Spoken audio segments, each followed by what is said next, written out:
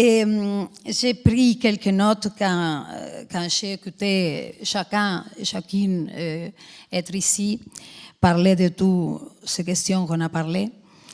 Et les premières choses que je dois dire, que je suis très contente d'être ici.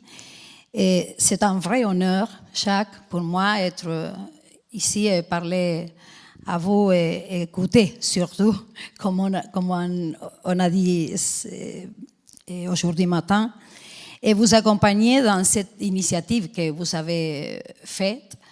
C'est si important pour nous. Mais aussi, c'est une grande responsabilité faire quelques commentaires sur ce que vous avez parlé, ce que vous avez nous donné ce matin. Et je dois dire que je suis ici comme la vice-présidente de l'Argentine qui doit apporter les considérations à l'Argentine pour les G20. Mais aussi, je considère que je suis ici avec la responsabilité de parler comme une femme. Et j'écoutais des femmes merveilleuses qui travaillent à ce moment-ci pour donner les femmes du monde l'empower pour pouvoir être soi-même et elles-mêmes. Et nous avons écouté des leaders sociaux, des chefs d'entreprise, des gens qui travaillent tout le temps pour faire le monde plus juste, plus équitatif, une perspective positive, de construction, pas de destruction. Et quand j'ai écouté à plusieurs d'eux, j'ai pensé à la responsabilité que nous avons, les gens qui ont la responsabilité de prendre des décisions tous les jours, des décisions qui ont des conséquences à la société, qui ont des conséquences importantes pour beaucoup de personnes. Et je me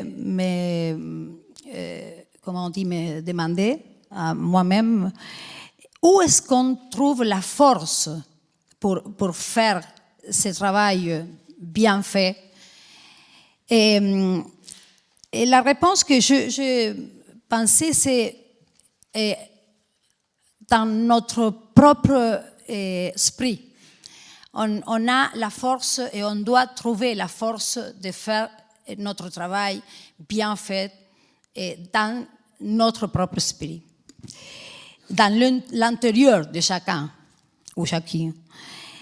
Parce que je pense que les vrais changements commencent dans l'intérieur de nous. Les vrais changements commencent ici, parce que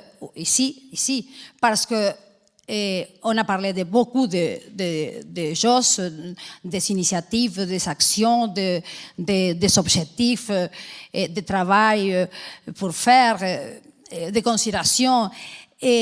Mais toutes les choses commencent dans l'intérieur de chacun.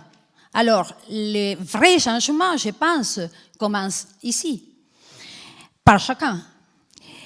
On doit être conscient des défis que nous avons aujourd'hui.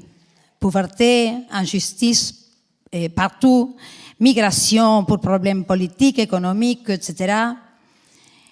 Et à la politique, la matière dans laquelle je travaille, je pense qu'on a perdu la capacité d'avoir une vision transcendante d'être humain. On a perdu un peu ça et on voit partout des politiciens et politiciennes cherchant le pouvoir par le pouvoir eux-mêmes. Et ça, c'est un problème très grand pour les questions qu'on a aujourd'hui dans le centre de notre vision. Et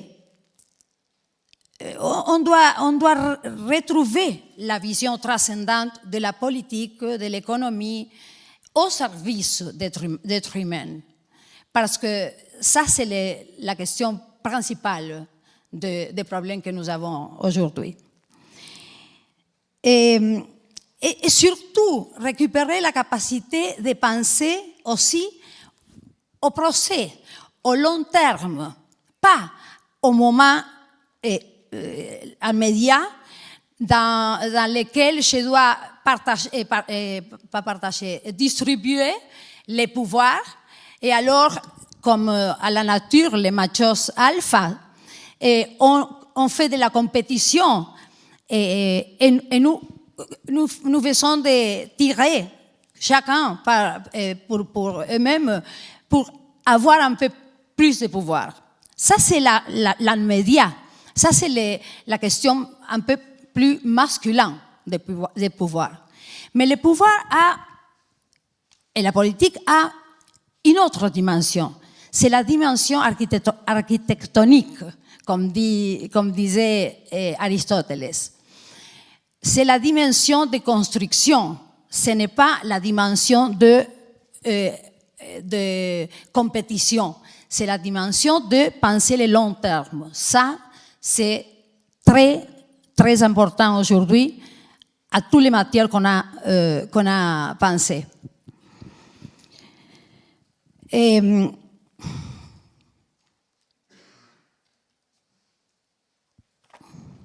Tous les problèmes qu'on a, la dégradation des planètes, les mauvaises conditions de vie de beaucoup de personnes et l'économie pas au service d'êtres humains des générations présentes et futures, ont à la première place le besoin de approfondir une vision de fraternité autour de la maison commune qu'on a, que c'est le planète Terre, la maison commune.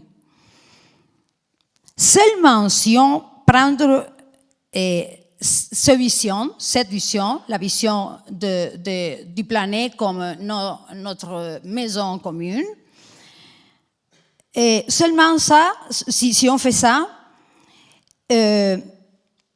si on comprend que nous sommes frères et sœurs en vivant à la même maison, on va sentir besoin de la soigner et de promouvoir des actions de développement amigables avec l'environnement.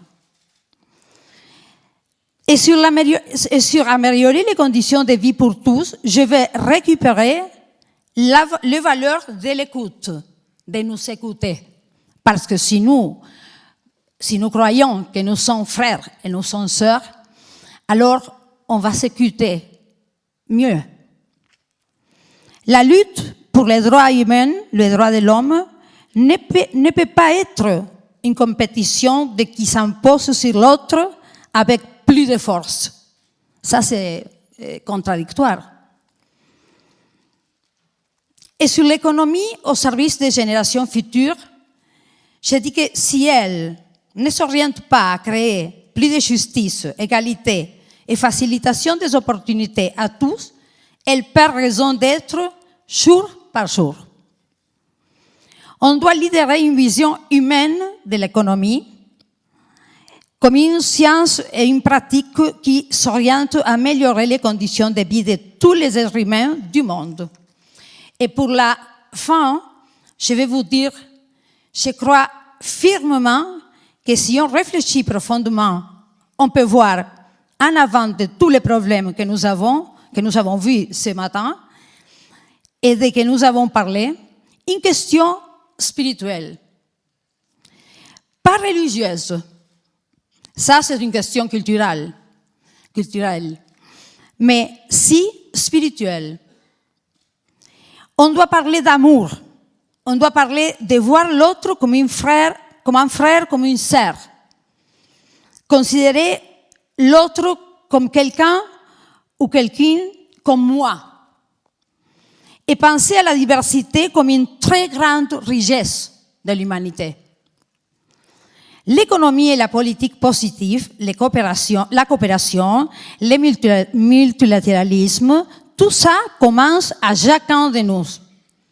On doit réfléchir à ce sujet-ci, je pense, à mon avis. On a parlé d'éducation, on a parlé de l'éducation à l'école, mais aussi dehors les écoles. Et la créativité, l'innovation, la vision positive de l'économie et la politique pour les générations futures, tout ça doit contenir une vision transcendante de la vie humaine. Je vais finir. Hein? Aujourd'hui, j'écoutais beaucoup de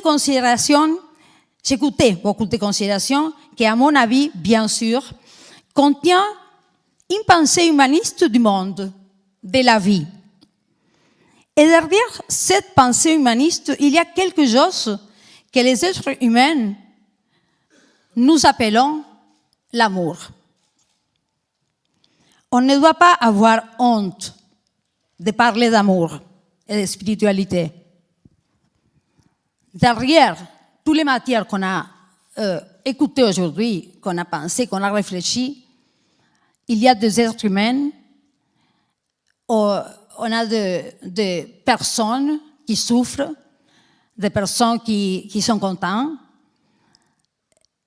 et on a chacun de nous, en faisant un changement pour ne faire les mêmes choses qu'on a fait toujours et avoir la réalité qu'on a aujourd'hui. Alors, c'est ça c'est ça les questions pour lesquelles je pense que la spiritualité, l'amour et la vision transcendante de la vie humaine, c'est très important pour penser aujourd'hui aux générations futures et les choses qu'on doit faire pour les générations futures. Je vais emporter les considérations que vous avez faites, très contente et avec la passion pour les amener, pour les emporter et les voir considérés par le président de Chevan. Merci beaucoup.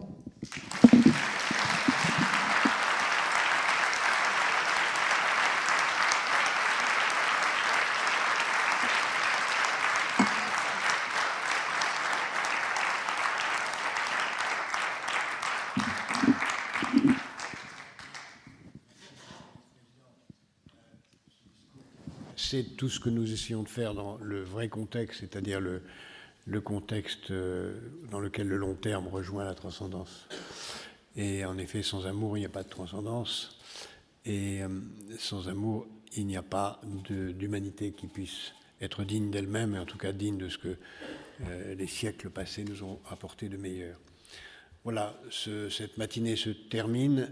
La chose la plus importante est maintenant de faire en sorte que ces propositions puissent continuer à vivre, commencer à vivre.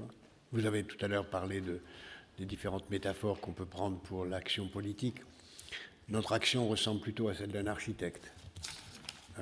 Voilà les plans. Maintenant, c'est à vous de faire construire la maison. Et pour que la maison soit construite, nous avons besoin de chacun de vous. Madame le Premier ministre, c'est un grand honneur de vous avoir parmi nous aussi. Je ne remercierai pas chacun de ceux qui ont bien voulu prendre la parole ou participer ou créer les conditions pour que cette réunion ait lieu. Prenez-la comme une réunion d'étape. Nous avons commencé il y a quelques mois à lancer ces états généraux. Nous allons continuer. La Fondation Positive Planète va se mobiliser par toutes ces dimensions et des dimensions nouvelles que nous sommes en train de créer pour continuer à faire en sorte que la voix des générations suivantes soit entendue, pour que ceux qui ne sont pas encore nés aient le droit de vote et puissent faire entendre leur voix, pour que ceux qui naîtront dans 20 ans, dans 30 ans, ne nous maudissent pas pour avoir laissé un monde épouvantable. Et cette question n'est pas encore réglée. Alors, que chacun d'entre vous veut bien avoir la gentillesse d'approuver, de signer, de confirmer son soutien à ces 20 propositions, en les signant ce matin, en les faisant signer autour de vous, et nous pouvons rêver à avoir plusieurs millions de signatures qui, là, commenceront à avoir un impact. Merci à tous, et nous continuons ensemble ce chemin sans lequel la vie n'aurait pas de sens. Merci.